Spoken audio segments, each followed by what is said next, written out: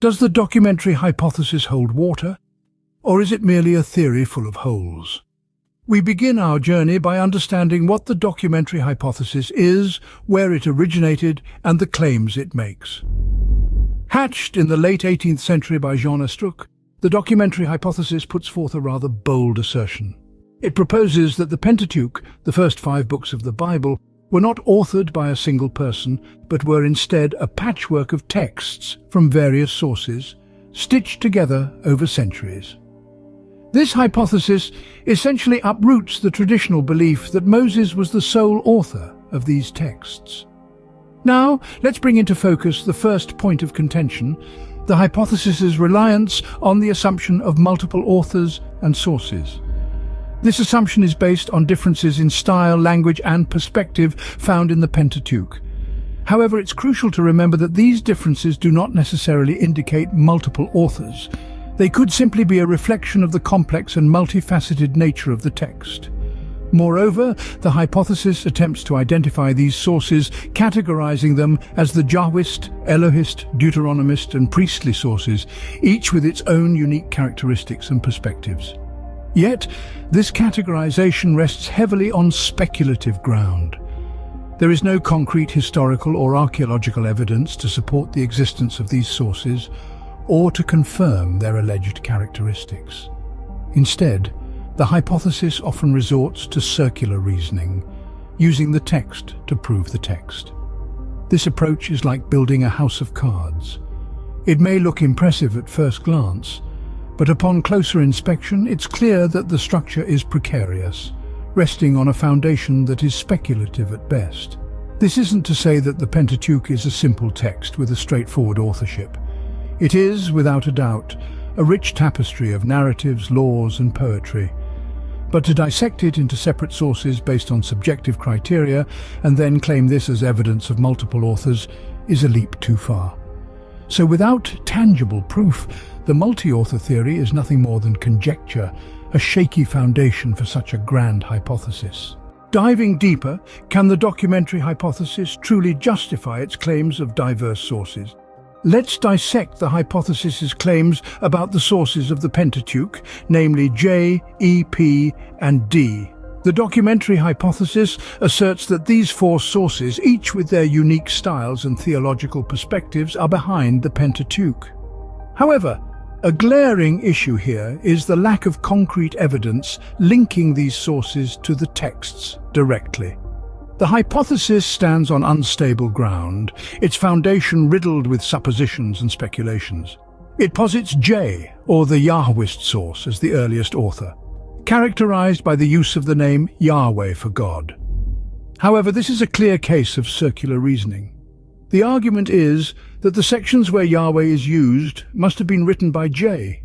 But how can we be sure J existed in the first place? The evidence for J is the use of Yahweh, but the proof for the use of Yahweh is J. It's a theory chasing its tail. The Elohist source E supposedly used the term Elohim instead. But again, there's no direct evidence linking E to these sections. The hypothesis assumes that differences in terminology indicate different authors, but could it not simply reflect a diversity of expression within a single authorship? The priestly source, P, is said to be responsible for the ritualistic and legalistic texts. However, this claim is based on a modern perspective that segregates religious law from narrative. Ancient societies, including the Hebrews, did not make this distinction. Therefore, attributing these texts to a separate P source is an anachronistic assumption. Lastly, D, the Deuteronomist source, is credited with most of Deuteronomy. Yet the evidence for a separate D source is thin, largely based on stylistic differences that could easily be attributed to a single author writing in different contexts or at different times. Scholars have criticized these aspects, pointing out that the documentary hypothesis is built on assumptions and conjectures. It's a theory that does not meet the burden of proof. Without direct links to the alleged sources, the hypothesis stands on quicksand, sinking under the weight of scholarly scrutiny. Inconsistencies and contradictions, a hallmark of truth or a sign of a flawed theory. Let's delve into the heart of the matter.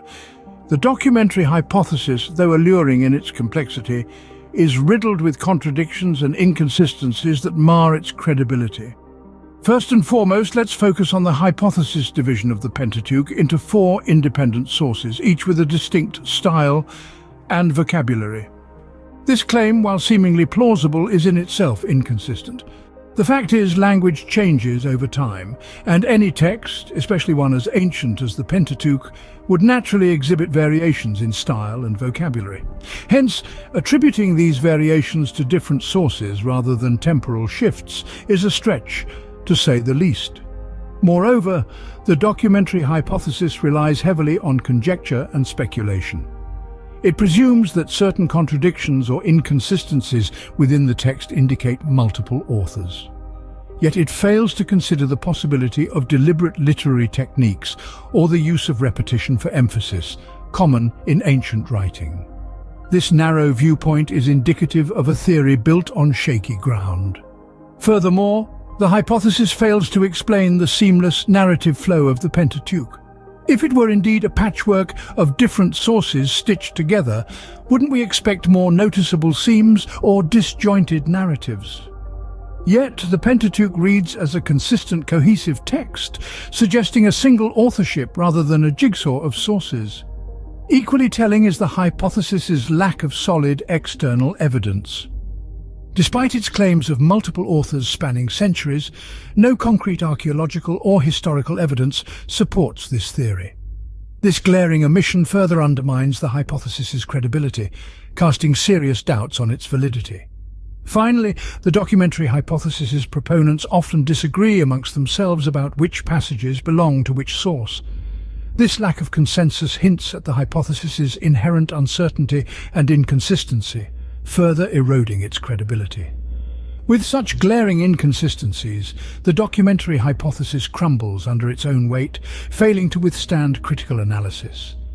It is clear that the theory, while intriguing, is far from the unshakable truth it purports to be. Now let us turn our gaze towards Mosaic authorship. Is it a more plausible explanation?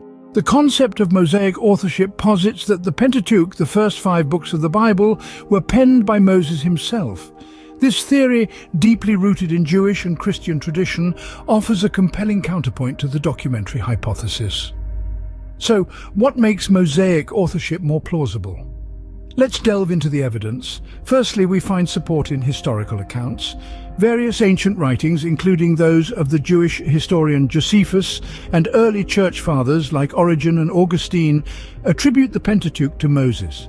These accounts, while not conclusive proof, lend weight to the Mosaic authorship theory. Secondly, the internal consistency of the texts cannot be overlooked.